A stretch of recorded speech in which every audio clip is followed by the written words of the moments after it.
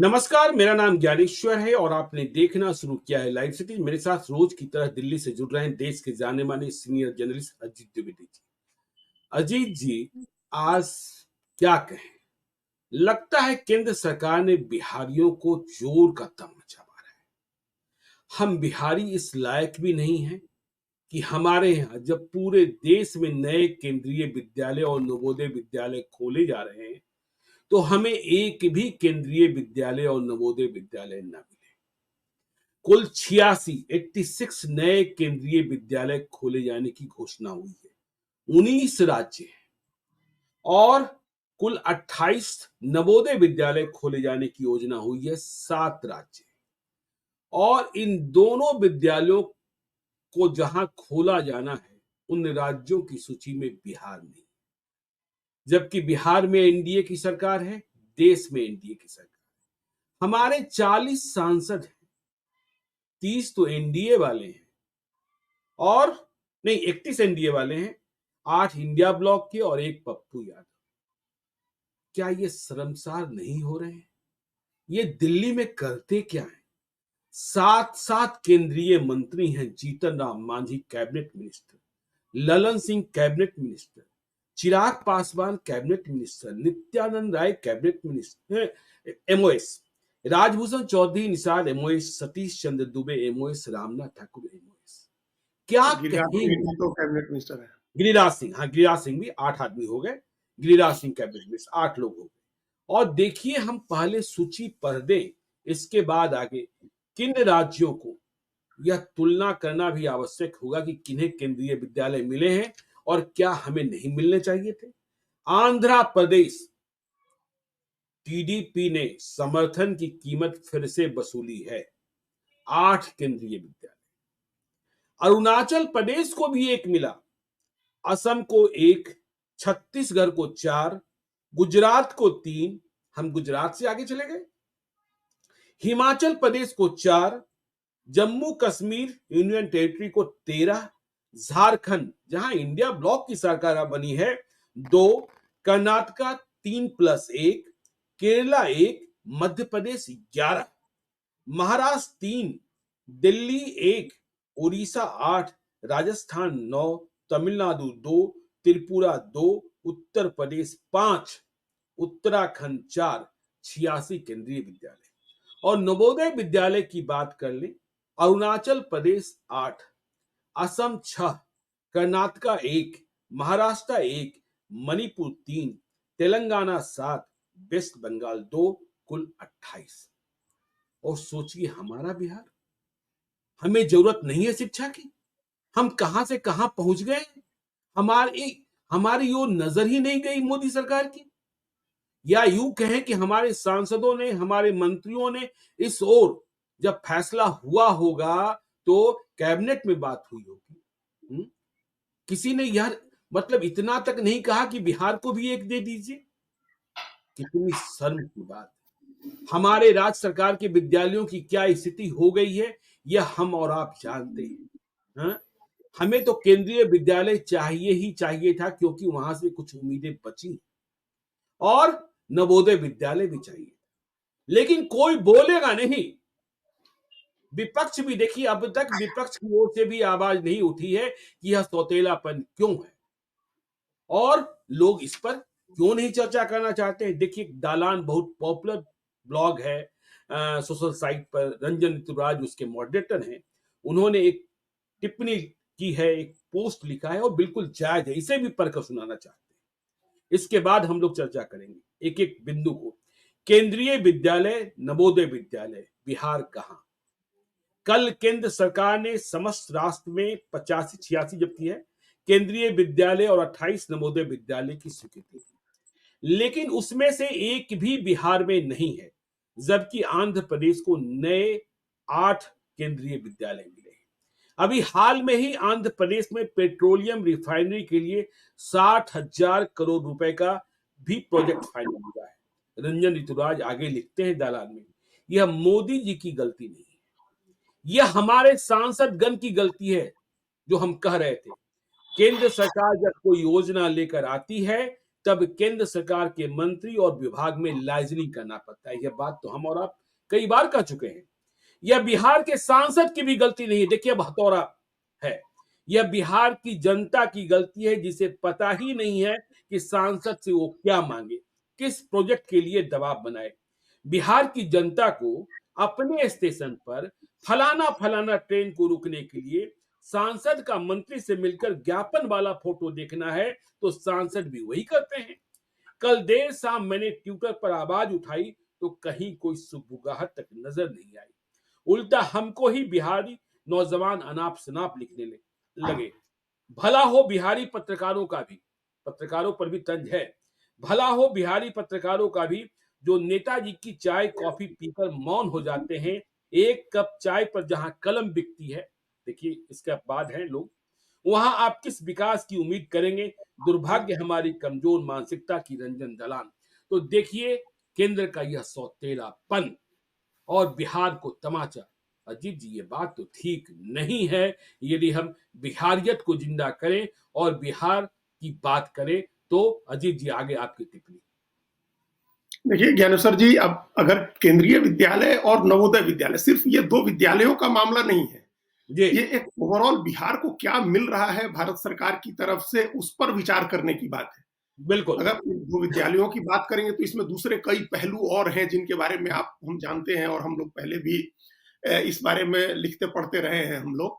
लेकिन ओवरऑल जैसे उन्होंने अपने ब्लॉग में लिखा कि 60,000 करोड़ का पेट्रोलियम का प्रोजेक्ट गया आंध्र प्रदेश, गंगा को उस तरह बिल्कुल। का कोई प्रोजेक्ट हम लोग के यहाँ क्यों नहीं आया जिसमें रोजगार जनरेट हो। हम्म, या आगे जो बजट आया इस बार का तो बजट आया चुनाव के बाद, जब सरकार बन गई और बिहार के 12 सांसदों की मदद से सरकार बनी है। जिस जी, तरह से मतलब बिहार के 12 मतलब जेडीयू के 12 और 18 दो कहिए ना, 12 5 17 एक लोक 18। जनशक्ति पार्टी के और एक जीतन राम मांझी के, तो 18 जी, सहयोगी पार्टियों के हैं। और ओवरऑल 31 टोटल जो सांसद हैं बिहार के एनडीए के, जेडीयू उनकी के मदद 13, से बनी है। 12 नहीं 13, जेडीयू के 13, 12 तो बीजेपी के हैं। और आप कह रहे हैं कि ये 31 जो टोटल ओवरऑल जो जी, सांसद हैं, जी, उनके समर्थन से सरकार बनी। जी, और वो 16 सांसद, उनके 17 सांसद हम्म, चंद्रबाबू नायडू के हैं, जिनके दम पर ये सरकार जिनके कंधों पर टिकी हुई है। तो वो अपनी कीमत वसूल रहे हैं। जी, और इसका क्या कारण है, हम लोग पहले चर्चा कर चुके हैं कि उनके यहाँ सब सारे काम प्लानिंग से होते हैं। हम लोग के यहाँ बिल्कुल। तो प्लानिंग का जो मिनिस्टर होता है, प्लानिंग का जो सेक्रेटरी होता है, वो समझता है कि उसको सन टीम में डाला गया, उसके पास कोई हम्म, काम नहीं है।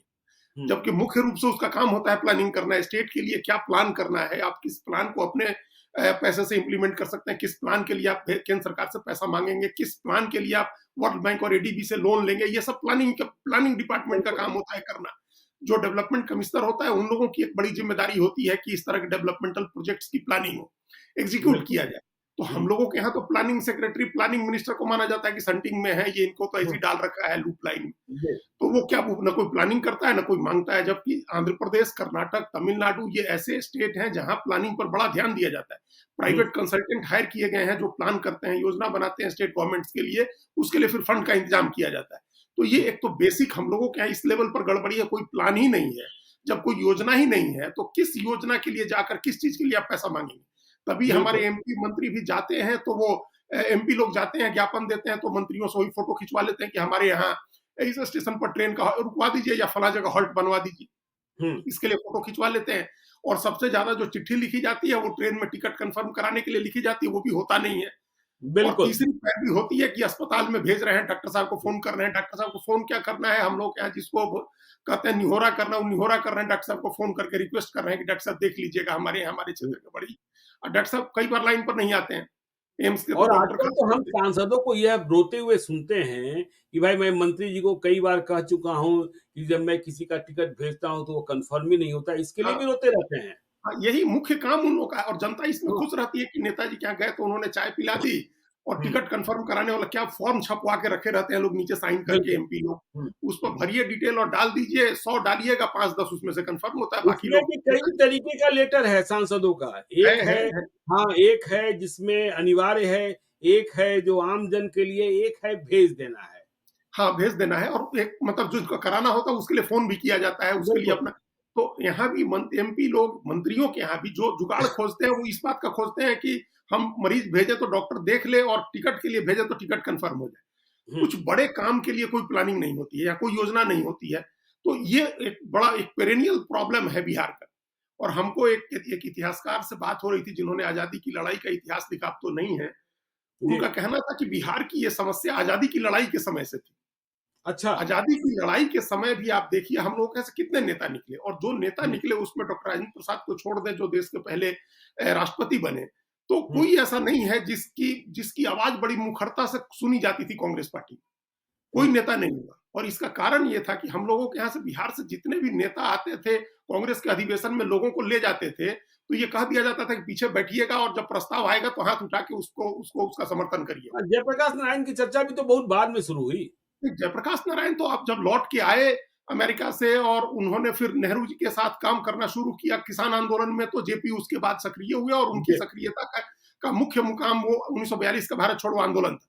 हुँ, उनकी आवाज बहुत सशक्त थी, बहुत मजबूत थी, और हमने पहले भी कहा है कि एक दो नेता होंगे समूचे कांग्रेस में जो नेहरू को भाई कहते थे और जो नेहरू के साथ आनंद भवन में रहते थे, जी। जिनको नेहरू अपना उत्तराधिकारी मानते थे। हुँ, लेकिन उससे पहले हम 1885 के बाद से कांग्रेस के हर अधिवेशन में यह होता था कि बिहार से लोग जाते थे, पीछे बैठते थे, प्रस्ताव में समर्थन करते थे, घर आते थे। हुँ। लड़ाई नहीं होती थी, वहां भी आवाज उठाने का नहीं होता था। आप देखिए ना कांग्रेस के 1885 से अभी तक का कांग्रेस का कितना अध्यक्ष हुआ है बिहार से। बिल्कुल। हुँ, तो नहीं होते हैं लोग, नहीं होते थे, चूंकि राजनीति नहीं करनी है, किसी को आगे बढ़ के पॉलिटिक्स नहीं करनी होती थी, सब चुपचाप। अभी भी वही हो रहा है। आप हुँ, मंत्री बन गए तो बस आप संतुष्ट हैं कि आपको बड़ा बंगला मिल गया, बत्ती वाली गाड़ी, सारा पैराफर्नेलिया मिल गया, तो अब आप खुश रहिए, अब आपको कुछ नहीं करना है बिहार के लिए। हुँ, असली समस्या ये है। अभी इस पर और इसके इसके और पहलुओं पर हम लोग बात करेंगे। पहले ये जो जी। केंद्रीय विद्यालय और नवोदय विद्यालय वाला जो मामला है, हुँ, हुँ। स्पेसिफिक मामला, इस पर हम लोग बिल्कुल, का उसमें मुख्य गलती जो है वो राज्य मुख्यमंत्री सरकार। नीतीश कुमार की है, राज्य हुँ, सरकार की है। उसमें भी नीतीश कुमार की, जिन्होंने एक जिद पकड़ी हुई है कि हम आपको केंद्रीय विद्यालय और नवोदय विद्यालय खोलने के लिए जमीन नहीं देंगे। तो फिर कैसे केंद्रीय होगा? उन्होंने कहा केंद्रीय विद्यालय का जो नियम है उसके हिसाब से ग्रामीण इलाकों में केंद्रीय विद्यालय खोलने के लिए 10 एकड़ जमीन चाहिए है, और हुँ, शहरी इलाकों में केंद्रीय विद्यालय खोलने के लिए 8 एकड़ जमीन चाहिए, और जी। नवोदय विद्यालय खोलने के लिए तो 30 एकड़ जमीन चाहिए। हुँ, क्योंकि उसमें हॉस्टल बनता है, उसमें ज्यादा सुविधाएं दूसरी करनी होती हैं। तो नीतीश कुमार जमीन नहीं देते हैं, उनका कहना है कि हमारे पास जमीन ही नहीं है। और एक बड़ा एब्सर्ड सा लॉजिक दिया था उन्होंने पहले, जब हम इसके 2-3 टाइमलाइन आपको बताएं ज्ञानेश्वर जी। 2014 में ये मामला उठा था। आप पता नहीं जी। अपने यहाँ कभी आप इस पर काम कराइए कि 29 संभवतः 29 केंद्रीय विद्यालय ऐसे हैं जिनका आज तक अपना भवन नहीं बना। अच्छा, हाँ, जी। नहीं बना है। और ये हुँ, सवाल हम ऐसे सर्च कर रहे हैं तो देखा कि जो आरजेडी के एक एमएलए थे, गुलाम गौस एमएलसी थे। तो हुँ, गुलाम गौस ने ये सवाल उठाया था कि 29 का क्यों नहीं, इसके लिए अपना अपना अपना भवन क्यों नहीं बन रहा है। तो हुँ। उस समय के शिक्षा मंत्री थे पीके शाही, उन्होंने कहा था कि हम जमीन नहीं देंगे, हमने मना कर दिया कि हम जमीन नहीं देंगे। अच्छा। तो जब आप जमीन नहीं दीजिएगा तो केंद्रीय विद्यालय की बिल्डिंग कहाँ से बनेगी? ये 2014 हुँ, की बात है। फिर हुँ, उसके बाद ये मतलब 2014 के चुनाव के पहले की बात है। फिर जी। जब नरेंद्र मोदी की सरकार बनी और उपेंद्र कुशवाहा के शिक्षा राज्य मंत्री बने, केंद्रीय शिक्षा राज्य मंत्री, तो उन्होंने फिर पहल की, फाइल बढ़ाई और केंद्रीय विद्यालयों की मंजूरी कराई। 2 केंद्रीय विद्यालय बिहार के लिए उस समय मंजूर हुए। हुँ, तो उसके लिए भी जमीन के लिए बिहार सरकार ने जमीन नहीं दिया। और पता नहीं किसने नीतीश कुमार को ये बात समझा रखी है कि केंद्रीय विद्यालय में केंद्र सरकार के कर्मचारियों के बच्चे पढ़ते हैं। अब बताइए केंद्र सरकार जी, के बिहार में कितने केंद्र सरकार के कर्मचारी हैं जिनके बिल्कुल। बच्चों को केंद्रीय विद्यालय में पढ़ना है?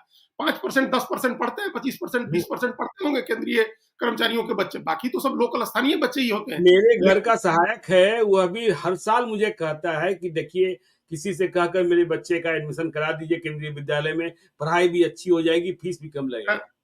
तो ये अब लोकल बच्चे ही पढ़ते हैं। लेकिन बिल्कुल। अब नीतीश कुमार ने क्या कहा कि नियम बदल दीजिए, हुँ, तब हम आपको जमीन देंगे। क्या नियम बदल दीजिए? ये ऑफिशियली नीतीश कुमार का बयान है, जो उन्होंने कहा था कि आप ये हुँ, नियम कर दीजिए कि केंद्रीय विद्यालय में 75% स्थानीय बच्चों का नामांकन होगा, तभी हुँ, हम जमीन देंगे।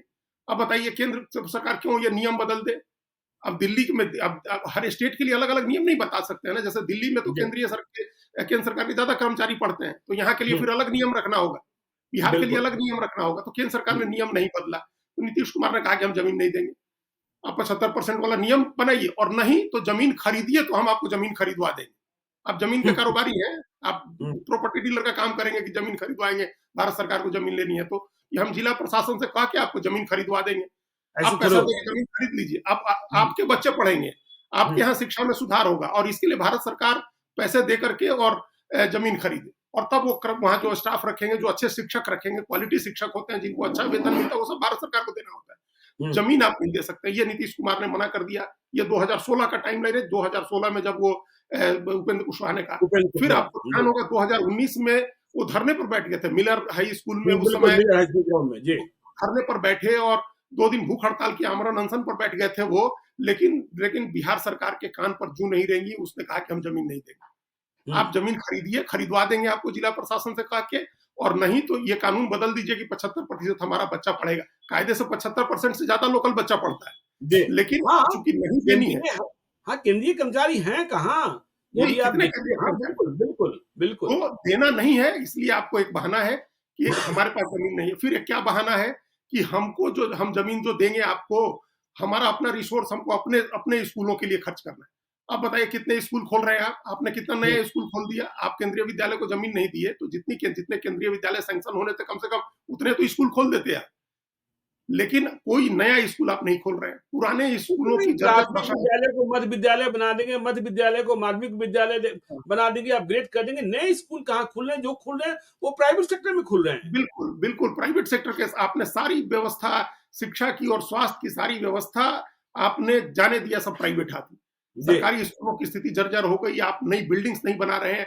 पुराने सरकारी स्कूल हैं ज्ञानेश्वर जी, उनके पास आज भी जमीन है, आज भी जमीन की उनके पास कमी नहीं है। आप उसी में नए बिल्डिंग ब्लॉक्स क्यों नहीं जोड़ सकते हैं, जो दिल्ली में कर रहे हैं? दिल्ली में अरविंद केजरीवाल की सरकार नए स्कूल नहीं खोल रही, लेकिन पुराने स्कूल्स में बिल्डिंग ब्लॉक्स बन रहे हैं। 5000 नए क्लासरूम जुड़ गए। तो ये आप क्लासरूम्स जोड़िए ना उसमें, और उसमें अच्छे शिक्षक नियुक्त करिए। आपने शिक्षक के प्रशिक्षण की, शिक्षक के शिक्षण की कोई व्यवस्था आपने अच्छी नहीं की है। गली गली, मोहल्ले मोहल्ले बीएड के स्कूल कॉलेज खुले हुए हैं, जहां से लोग डिग्री खरीद रहे हैं। वही लोग टीचर हो रहे हैं पढ़ाने के लिए, और पेड़ के नीचे बैठा करके पढ़ा रहे हैं, और शिक्षक खटिया लगा के सो जाता है। इस बात की कंप्लेन हुई है। तो शिक्षा व्यवस्था पर आपका ध्यान ही नहीं है। जो एक सेक्टर जिसको आप सबसे पहली जरूरत है, प्राथमिकता के आधार पर जिसको सुधार करना है ताकि बिहार की भविष्य बदले, तस्वीर बदले, उस पर आपका कोई ध्यान नहीं। भारत सरकार सैंक्शन कर देती है। हम देखिए, हम इस बात में, इस काम में कम से कम भारत सरकार को दोष नहीं दे रहे। भारत सरकार ने 8 दिया आंध्र प्रदेश को, तो 8 बिहार को भी देने में कोई दिक्कत नहीं थी।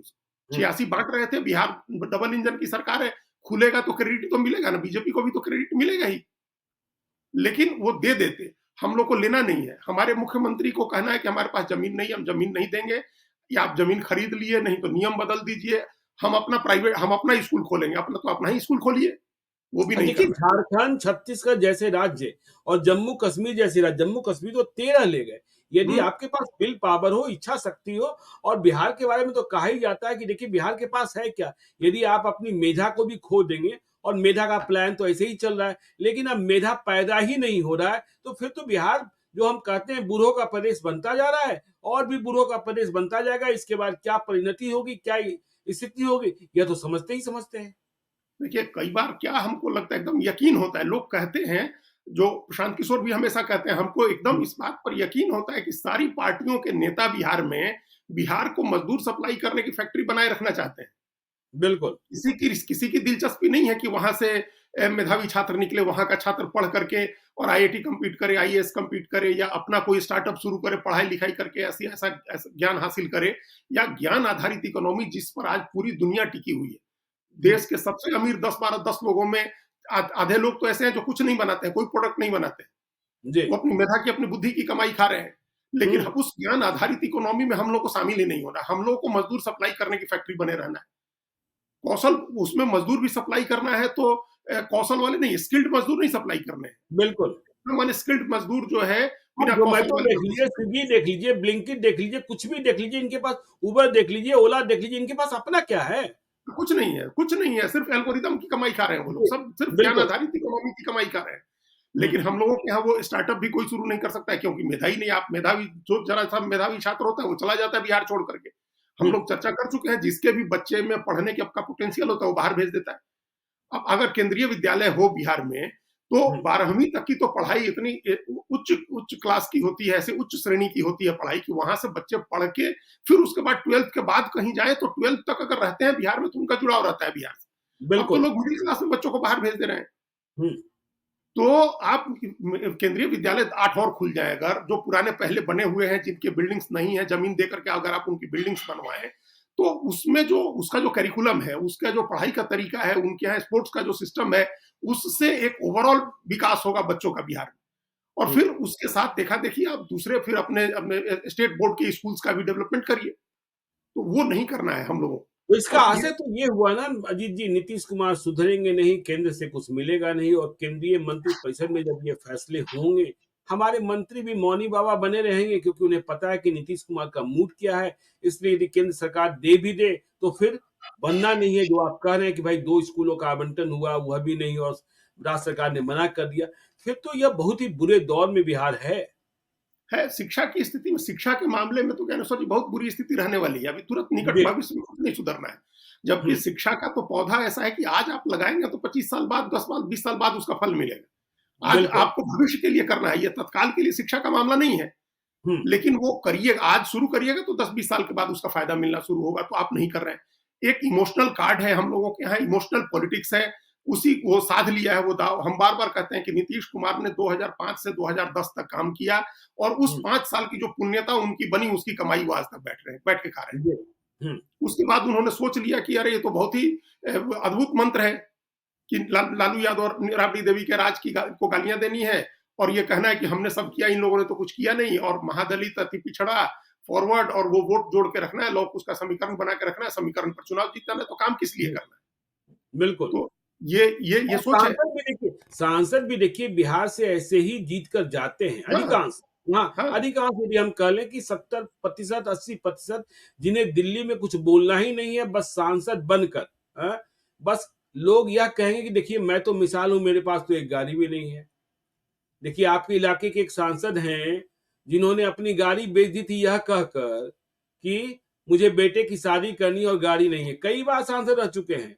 जब उनके एक करीबी विधायक से पूछा गया कि भाई आपके नेताजी गाड़ी बेच रहे हैं, बेटे की शादी के लिए पैसे नहीं है, तो उन्होंने कहा अरे आप समझते नहीं है क्या नहीं है, क्या नहीं है। तो मैं तो परेशान हो गया हूँ। विधायक जी ने कहा मैं परेशान हो गया हूँ। बहुत पुरानी बात है कि अब क्या है कि अब तो सांसद जी को हम नेताजी कहते ही थे, साथ में गाड़ी भी दीजिए। और ऐसे कई लोग की कहानियां हैं जो बस केवल चुनाव जीत जाना है, दिल्ली पहुंच जाना है, और फिर कोई मतलब नहीं है। न वोटर के प्रति कोई चिंता है, न बिहार के प्रति कोई चिंता है। दिल्ली के साउथ ब्लॉक और नॉर्थ ब्लॉक में बिहार के सांसद दिखाई पड़ते ही नहीं है, और दिखाई पड़ते भी हैं तो कोई ना कोई निजी काम से दिखाई पड़ते हैं, कोई हाँ, सोच सिफारिश पैरवी के लिए ही। बिल्कुल। हम तो ये एक हम जो पहले कहे ना कि आजादी की लड़ाई के समय से एक हम लोग के जी। डीएनए में ये बात घुस गई है। हम्म। हम एक बहुत ही वरिष्ठ सांसद जो बहुत बाद में केंद्र में मंत्री बने, सारी चीजें हुई, हमने हम्म। उनको कहते सुना है कि हम थोड़े आडवाणी जी से बात कर सकते हैं, हम थोड़े वाजपेयी जी से बात कर सकते हैं, हम थोड़े जोशी जी से बात कर सकते हैं, हम अरुण पूछिए। शौरी से थोड़े बात करेंगे। हम्म। तो उन्होंने दूसरे सांसद को फोन किया कि डॉक्टर साहब आप चलिएगा, आप जरा चलिए ना, हम्म। हमको एक एडमिशन के बारे में बात करनी है, तो जोशी जी से बात कर लीजिए। तो आपका मुंह नहीं है बोलने का, आप खुद ही मान के बैठे, आप इस पता नहीं किस हीन भावना से ग्रस्त हैं, इतने इंफीरियरिटी कॉम्प्लेक्स में आप बैठे हैं कि आप जाके बात नहीं कर सकते हैं बड़े नेता से, जो हाई प्रोफाइल नेता है उससे बात नहीं कर सकते हैं। हालांकि हम्म। वो ऐसा नहीं है कि वो हाई प्रोफाइल नेता, आप एमपी हैं, आपकी आपकी पर्याप्त इज्जत करेगा, आप जो काम कहिएगा वो काम भी करेगा। नितिन हमने जो गडकरी का उदाहरण देते हैं ना आप, वही नितिन नितिन गडकरी गडकरी का। का, हाँ, हाँ, उदाहरण जिसे देते हम हैं लोगों आप। ने डिस्कस किया था, तो वो हर आदमी करेगा, कोई भी करेगा, लेकिन हिम्मत नहीं है करने की। आप कह नहीं आप हिम्मत नहीं जुटा पाते हैं, आप हीन भावना से निकल नहीं पाते हैं इन सब चीजों के लिए पैरवी करने से। तो एक तो ये समस्या है, दूसरी आपका निजी काम इतना भारी रहता है, अपना ही बिल्कुल। उसी में आप उलझे रहते हैं सारे टाइम एमपी होने के बाद। जनता के लिए आप यही समझते हैं कि हम तो जीत के आए हैं नेताजी के नाम पर, हमको थोड़े वोट दिया, हमको तो लोग नीतीश कुमार को वोट दिया है, तो हमसे तो कोई काम खोजेगा भी नहीं। और हमसे जो काम खोजेगा वो यही है कि हम उसके यहाँ सत्यनारायण भगवान की कथा में चले गए, तो उसके बेटे के मुंडन में चले गए, तो उसके यहाँ शादी में और मरनी में चले गए। तो अब लोग इतने पर खुश हैं कि अरे बड़ा नेताजी बहुत अच्छा, हर सब आदमी के यहाँ आते हैं, तो इतने से खुश हो जाती है बिहार की जनता। तो उसको क्या जरूरत है साउथ ब्लॉक नॉर्थ ब्लॉक में जाकर के किसी मंत्री के यहाँ पैरवी करने की। और अच्छा, उसके लिए फिर जो आपको दिमाग लगाना होता है, बुद्धि लगानी होती है प्रोजेक्ट कराने के लिए, वो उसका ये दिमाग खर्च करेंगे। हमको सही तो एक बात है। सज्जन ने, एक व्यक्ति ने बताया कि उनको एक एमपी मिल गए हवाई जहाज में, तो पूछा उन्होंने कि अरे कहाँ जा रहे हैं, तो बोले कि पार्लियामेंट तो चल नहीं रहा, तो बोले कि नहीं दिल्ली जा रहे हैं, जरा पैसा निकालना था। तो वो दिल्ली आ रहे थे बैंक में पैसा निकालने, सब लोग कहा कि अरे आजकल तो कहीं से पैसा निकाल सकते हैं। कहा अच्छा कहीं से निकाल सकते हैं, उसने वो दिल्ली से पटना से जहाज में बैठ गया था, दिल्ली आ रहे थे पैसा निकालने के लिए। तो इस तरह की बुद्धि का है और या एक होशियार सांसद सही भी से। हैं, देखिए होशियार सांसद भी हैं जिनके बारे में बड़ी चर्चा रही लोकसभा चुनाव के दौरान 2024 में ही, कि उन्होंने कई करोड़ रुपए मार्केट से उधार लिए और कर्ज लिए, चुनाव में जीत भी मिल गई, लेकिन अगले ही कुछ महीनों में वे मुनाफे में आ गए हैं। दिल्ली के कॉर्पोरेट्स में घुस गए और मुनाफे में आ गए। दिल्ली पहुंचते ही लोगों को कॉर्पोरेट्स याद आने लगते हैं, 5 सितारा होटल याद आने लगते हैं। हाँ, तो वो तो लोग पकड़ लेते हैं ना, दूसरे इंटरप्राइजिंग लोग हैं यहाँ, और वो जी। भी ऐसा नहीं, उसमें जरूरी नहीं कि बिहार का आदमी हो, कहीं का हुँ, आदमी, पंजाब, दिल्ली, हरियाणा का आदमी आपको पकड़ लेगा। दिल्ली आए, आप पकड़ लिए गए, अब वो हुँ, आपको घुमा रहा है, 5 स्टार होटल में बैठा रहा है। ऐसे किस्से हम लोग कितने जानते हैं। अब सब आदमी अभी है, सक्रिय है, और हुँ, मिलता है, लोग नमस्ते होती है। कितने लोगों की पोल खोलेंगे कि 3 लोग मिल करके एक आदमी किसी एक के खिलाफ चिट्ठी लिख देंगे, और हुँ, उसके बाद संसदीय समिति में चिट्ठी लिख देंगे, सवाल उठा देंगे, फिर अगले दिन उसको 5 स्टार होटल में बुला करके बैठ के उसके साथ खाना खा रहे हैं, कुछ वसूली कर रहे हैं। तो इन सब कामों की बुद्धि आ जाती है, इसमें कोई संदेह नहीं, सब काम की बुद्धि आ जाती है। जो सामूहिक काम करने हैं, बिहार के विकास के लिए जो काम करना है, बिहार की प्रतिष्ठा बढ़ाने के लिए जो काम करना है, उसकी बुद्धि नहीं आती।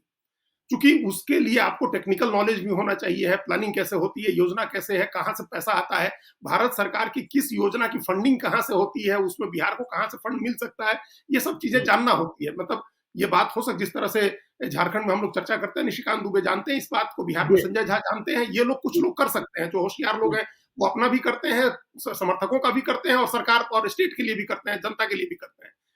अब देखिए, आप एक प्रोजेक्ट था 60,000 करोड़ का बिहार में, वहां उत्तर आंध्र प्रदेश में गया पेट्रोकेमिकल्स का प्रोजेक्ट, हुँ, और इस बार के पूरे बजट में बिहार को क्या मिला, तो 58,000 करोड़ रुपए का प्रोजेक्ट मिला। अब बिल्कुल। अंठावन 59,000 करोड़ रुपए का, 58,800-900, ये जो हुँ, 59,000 करोड़ का प्रोजेक्ट है, इसमें 26,000 करोड़ के प्रोजेक्ट ज्ञानेश्वर जी सड़क के हैं। अब एक्सप्रेसवे बनेंगे, हाईवे बनेंगे, इससे तो बहुत रोजगार बिहार में थोड़े मिलना है ना, बिहार की हुँ, इकोनॉमी बहुत बूस्ट होनी है। कनेक्टिविटी जरूर ठीक होगी, लेकिन कनेक्टिविटी का फायदा तो उन लोगों को होगा ना, जिन्होंने, जहां फैक्ट्री लगी हुई है, जहां माल ढुलाई होनी है, जहां खेती से बड़ा कॉमर्शियल प्रोडक्शन हो रहा है, तो उसको चाहिए ना। हम लोग क्या, जी, किसको चलना है, उस कनेक्टिविटी हाईवे एक्सप्रेसवे बना देंगे, जैसे पटना पूर्णिया एक्सप्रेसवे बनना है, ठीक है, हुँ, कनेक्टिविटी हो जाएगी। या भागलपुर बक्सर की का एक्सप्रेसवे बनना है, उस 26,000 करोड़ के प्रोजेक्ट में ये सब चीजें हैं। तो उससे तो आने जाने वाले लोग जो जा रहे हैं मोटरसाइकिल से, साइकिल से, या अपनी अपनी अपनी गाड़ी से, उनके लिए है। दूसरे स्टेट में होगा तो कॉमर्शियल अरे प्रोडक्शन हो रहा है, उसके हाईवे लिए होगा नहीं, मोटरसाइकिल और साइकिल वाले के लिए कहाँ है? मोटरसाइकिल और साइकिल वाले चलेंगे तो दुर्घटनाग्रस्त हो जाएँगे। ठीक है, दुर्घटनाग्रस्त बिहार हो में जाएंगे वही। हाँ, बिहार में ठीक है, हर सड़क पर चाहे जितना बड़ा हाईवे बना दीजिए, बालू और गिट्टी वाली सड़कें किनारे में खड़ी कर दी जाएगी और बालू पूरी सड़क पर, कहाँ कोई एक्सीडेंट हो जाए, आप चले जाइए पूर्वांचल एक्सप्रेस वे, चाहे आगरा एक्सप्रेस वे, कहीं आपको दिखाई पड़ता है? यदि आपको कहीं गुजरना भी है तो कई किलोमीटर आगे जाइए फिर कट मिलेगा। यहाँ तो हर चौराहे पर कट है, इनके बिल्कुल। आगे कट है, उनके आगे कट है। यहाँ तो स्थिति ही बिल्कुल दूसरी होती है। हाँ, वो तो हम लोग एक दिन चर्चा कर ही रहे थे कि फला तो बाबू का लाइन होटल है, तो उस लाइन होटल के सामने कट चाहिए। यहाँ से फला बिल्कुल। बाबू गाँव की तरफ रास्ता जाना है, तो वहाँ भी कट चाहिए। तो हुँ, तभी इतनी दुर्घटनाएँ होती हैं वहाँ। तो ये उस कनेक्टिविटी बढ़ाने का, हाईवे का हमको कोई फ़ायदा नहीं होना है। मतलब बिहार की आम जनता को, 12-14 करोड़ की जनता को कोई हुँ, फ़ायदा नहीं होना है उसका। हुँ, जहाँ खेती से कॉमर्शियल प्रोडक्शन हो रहा हो, जहाँ फैक्ट्री लगी हो, कनेक्टिविटी हो, पोर्ट तक सामान पहुँचाना हो, और वहाँ बना दीजिए, तो उसका कॉमर्शियल फ़ायदा मिलेगा, लोगों को रोज़गार मिलेगा। हम बिहार हुँ, में उसका ज़्यादा रोज़गार नहीं मिलेगा।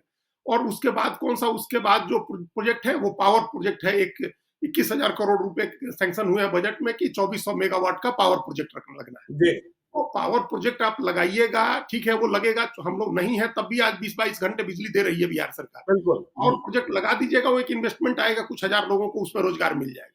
हुँ। बिहार, मेन मेन उसके बिहार लिए तो भी ज़मीन एग्रीकल्चर चाहिए बेस्ड, उसके लिए भी ज़मीन चाहिए और हर बात में आप कहेंगे कि ज़मीन ही नहीं है, जमीन ही तो नहीं नए है। मेडिकल कॉलेज खुलेंगे, नए आईआईटी खुलेंगे, कुछ होगा कहाँ? जब आप ज़मीन ही के बारे में हाथ खड़े किए रहेंगे तो होगा क्या? नहीं होगा। और 11,000 करोड़ रुपए बजट में मिले हैं बाढ़ राहत, बाढ़ से निपटने के जी, उपाय करने के लिए। हुँ, वो हुँ, ऊँट के मुँह में जीरा की तरह है। बिहार में जिस तरह से बाढ़ की हालत होती है, जितनी नदियाँ बाढ़ के का कारण बनती हैं, और नदियों आज तक गाद की सफाई नहीं हुई है। किसी जो फरक्का बांध की सफाई होने की बात होती है, कि गाद निकालने का, वहाँ बांध से लेकर के नीचे तक सब बांध गाद निकाला जाए, नदियों को साफ किया जाए, तो वो जी, कई लाख करोड़ रुपए का प्रोजेक्ट है। वो 10-11 हजार करोड़ में तो होना नहीं है। तो उस हुँ, रकम की आप बंदरबाट हो जाएगा, समझ लीजिए, उसे कोई बाढ़ राहत नहीं होनी, अगले साल फिर बाढ़ आएगी। तो बिल्कुल। बिहार के लिए चाहिए कि एग्रीकल्चर बेस्ड इकोनॉमी हो, है हुँ, बिहार की, उसमें इन्वेस्टमेंट चाहिए है बड़ा। उसके लिए कोई प्रपोजल पिछले बजट में नहीं था। अब इस जी, साल का बजट जो आएगा 1 अप्रैल को, उसके बाद बिहार में चुनाव का साल है, बिहार में चुनाव होना है। उस हुँ, बजट में ज़रूर कुछ घोषणाएँ हो सकती हैं, बड़ी घोषणा हो सकती है। लेकिन उस समय हम लोगों का आग्रह यही रहेगा, तमाम बिहार के जो नेता हैं, सरकार है, कि आप प्लानिंग के साथ जाइए, एग्रो बेस्ड इंडस्ट्री लगवाने के लिए जाइए, ऐसा प्रोजेक्ट पर सैंक्शन कराइए पैसा, जिससे हुँ, बिहार में रोज़गार रोज़गार बढ़े। और इकोनॉमी में बूस्ट आए, शिक्षा की व्यवस्था में सुधार हो, स्वास्थ्य में सुधार हो, इन सब चीजों के लिए आप फंड मांगिए अगले बजट में। इस बार के बजट का फंड का तो कोई हमको समझ नहीं आया कि एक्सप्रेसवे के लिए और पावर प्रोजेक्ट के लिए और 11,000 करोड़ रुपया बाढ़ से बचाव के लिए, उसका कोई मतलब नहीं है। कोई मतलब नहीं। आप जी बड़े बिल्कुल। लाख 2 लाख करोड़ रुपए का प्रोजेक्ट मांगिए, कहिए एक ही चीज से, एक ही सेक्टर के लिए मांगिए कि सिंचाई हमको करना है, सारी नदियां साफ करानी है, बाढ़ नहीं आएगी उससे, और सारी जमीनें सिंचित करा देनी है हमको ताकि फसल पैदावार अच्छी हो। आप पहले साल इसी के लिए तो मांगिए। आप बिल्कुल। कुछ इस तो तरह से प्लानिंग करके अगले 5 साल की प्लानिंग करिए कि एक साल हम सारी नदियों की सफाई करेंगे, सिंचाई पर खर्च करेंगे, अगले साल हम शिक्षा पर खर्च कर देंगे, अगले साल, उसके अगले साल स्वास्थ्य पर खर्च कर देंगे, एग्रो बेस्ड इंडस्ट्री लगाने पर खर्च कर देंगे। 5 साल की प्लानिंग बनाइए और उस हिसाब से फंड लीजिए, 5 साल के लिए काम करिए।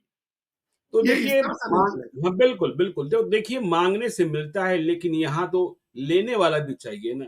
और जब आप लेने को ही तैयार नहीं हो और लेने के लिए कुछ लगाना भी पड़ता है, जमीन देने के लिए ही तैयार नहीं हो, तो देखिए देश भर में नए केंद्रीय विद्यालय खुलेंगे, नवोदय विद्यालय खुलेंगे, लेकिन बिहार में कुछ नहीं, नीलबट्टा सन्नाटा। तो हमारी स्थिति, हमारी किस्मत ऐसे ही है और इसी तरीके से हम चल रहे हैं। आगे बढ़ेंगे, पीछे जाएंगे, यह तो वक्त बताएगा। और हम चर्चा करते रहेंगे, चर्चा करना हमारा धर्म है। तो आप देखते रहिए लाइव सीरीज को। यदि अब तक आपने हमारे यूट्यूब चैनल लाइव सीरीज को सब्सक्राइब नहीं किया है तो जरूर कर लीजिएगा, और यदि इस वीडियो को फेसबुक पेज के माध्यम से देख रहे हो, पेज को लाइक कीजिएगा, हैंडल एक्स पर भी हमें फॉलो कीजिए। धन्यवाद।